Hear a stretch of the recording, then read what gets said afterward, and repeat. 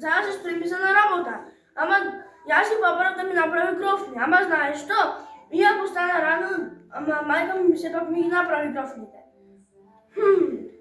Дали е тоа добар начин да измачува својата мајка? Мајка заслужува бескрајна почит и љубов. А во овој случај се прашувам, што ли е ова? Се согласувам со Филип. Мајките се жртвуваат за нас правејќи секогаш се најдобро, ама дали ние доволно возвраќаме таа љубов? Мајката е како сончев зрак што наутро не гали. Дојде. Веднаш ќе му ја предложам на Филип. Тој со својот поволен брат да му направат на својата мајка изненадување. Филип, да им направите колачиња.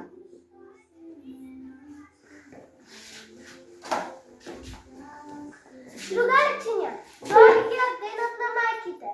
Што е мајката за нас? Мајката е богатство, среќа, љубов, радост и топлина на виножито. Мајката е како храбра пчелка, има мил глас како храбра птица. Ке исплетам венец од желби за да ја кажем колку ја сакам. Мајката е како срце во нашите души, да, како нежен облак, не штити од несреќа и молња. Мајката, како кокиче, секој ден ме гани и ме се звернува. Ке бидам среќа во очите на мама кога таа е тажна, ке бидам со се светло кога таа е во тага и брак, ке бидам и голема космичка преградка кој ќе го прегрде срцето на мама. Ке бидам утеха мојта за девојката, да мојата мама.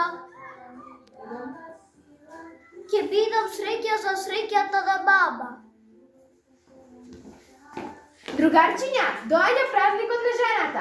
Знаете ли, да ви се похвалам, деновиве баш се трудат да ја возвратам љубовта кон мајка ми. Овие дена ја помогнав во припремање на ручекот, во чистење на куќата и во градината. Засадувавме цвеќе. Но се прашувам, дали ова се доволно? Но за сега, само пред празникот, треба да ја искажуваме својата љубов. Другарчиња, 365 дена и ноќи треба да кажуваме те сакам, мамо. Само така ќе направиме симфонија на љубов во хилјадот прегратки и раце кои зрачат не само допир, туку непреслушна љубов. Да бидам птица секој утро милозливо мама ќе ја будам, да бидам зумбул ќе ја мириснам на чистата душа на мама, да бидам ветер топло ќе се свијам околу добрината на мама и силно ќе крикнам. Мила моја мамо, поет да бев зборови ќе немам да те опишам, живот е мој непреслушен.